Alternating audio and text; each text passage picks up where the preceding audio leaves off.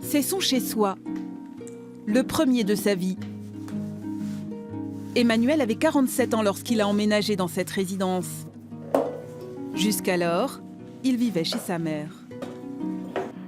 C'est dur. Au début, c'est encore dur pour moi. Qu'est-ce qui est dur?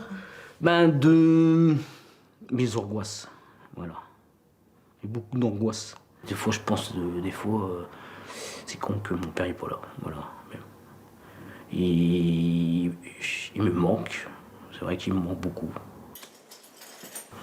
Parce que moi, quand j'avais un père, voilà, il était dur, mais j'ai un traitement, c'est pour la dépression, pour me détendre.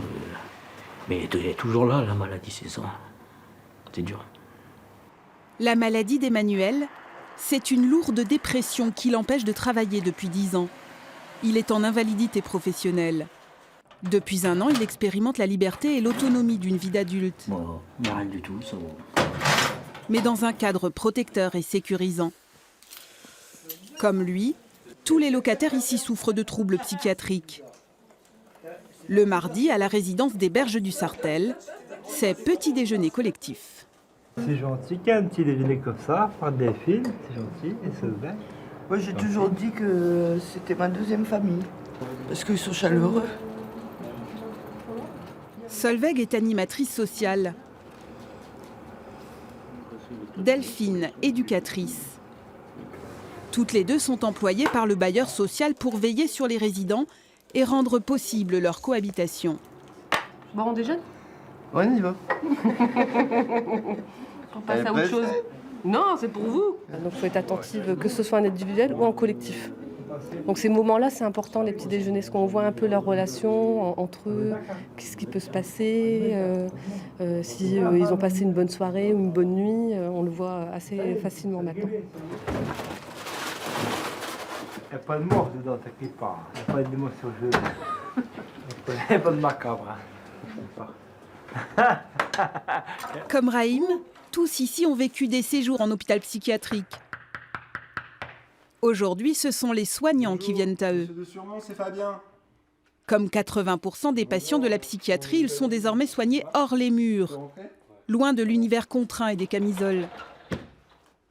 Fabien est l'un des infirmiers référents du secteur. Il rend visite à Yves.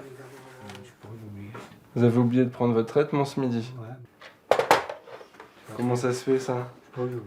C'est important quand même qu'il y ait un infirmier qui passe tous les jours. Et vous savez voir si ça va pas, si ça va ou... Ça va pas, dire, ils sont là tout de suite. C'est sûr qu'ici, on peut compter sur un réseau de partenaires de soins. Alors que quelqu'un qui est seul en ville, c'est vrai qu'on est moins certain de l'étayage. Comment ça se fait que c'est sorti? Parce que ça doit rester au frais. Sûrement. Toute une équipe veille ainsi sur les résidents et leur propose des temps de vie collectifs. Merci. Aujourd'hui, Fabien et sa collègue Nasrine animent l'atelier jeu. À travers de jeux ou d'autres ateliers, il y a une parole qui se libère. C'est ce qui s'est produit ce jour-là. Des résidents ont eu envie d'évoquer avec nous leur vie d'avant. Mon appartement, c'était ça, les mots aussi et tout. Puis il y avait de la misère, mon père buvait. Ma mère me tapait sur ma mère et tout, à coups d'âge et tout. Ici, c'est mon logement. Quand j'avais mon appartement qui était à Saint-Debre, et puis les locataires, quand ils me voyaient de l'appartement qui était là, ils disaient qu'il y avait un animal. Oui, ils parlaient pas. Vos voisins. Ils avaient peur de moi. Mais franchement, moi, depuis que j'habite ici, j'ai jamais eu de problème. J'aime bien être ici parce qu'on se remet autour de nous et tout. On est tous copains, il n'y a pas de différence. Leurs maladies sont différentes, mais leurs trajectoires se ressemblent. Victimes de leur famille, de leur environnement, de leur vulnérabilité et de ceux qui en ont abusé.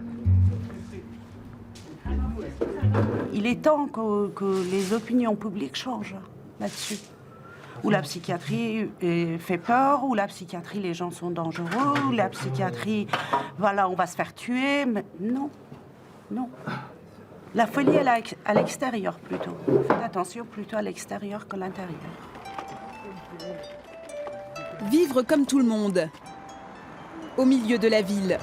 Comme on va au café, on prendra le thé en même temps. Chaque jeudi, Solveig, l'animatrice, emmène un résident faire les courses. Et Delphine, elle fait la... Ce jour-là, c'est Raïm. Se repérer dans les rayons, les prix, les étiquettes. Ça, on a une endive par jambe par personne. Gérer les quantités. L'idée est d'aider les résidents à devenir autonomes. L'idéal, ça serait qu'il y ait plusieurs résidents, peut-être qui aillent faire les courses un jour sans nous.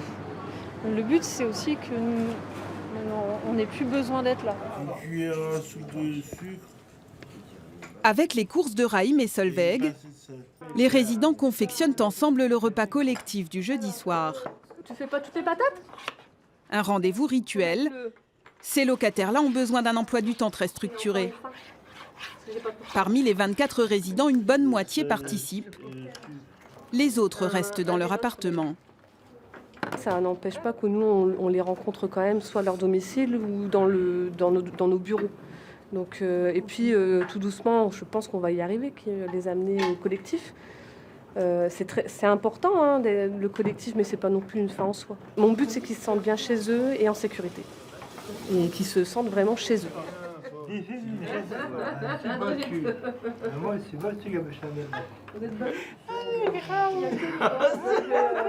C'est délicieux, magnifique. On vous sent heureux d'être là depuis cet après-midi. Oui, ça va, moi je suis tranquille, ouais, c'est bien. Voilà, je suis heureux parce qu'on est tous ensemble. Des amitiés qui naissent, une vie qui s'organise et se construit pas à pas. Depuis 1 an, les résidents des Berges du Sartèle apprennent aussi la douceur de se sentir chez soi.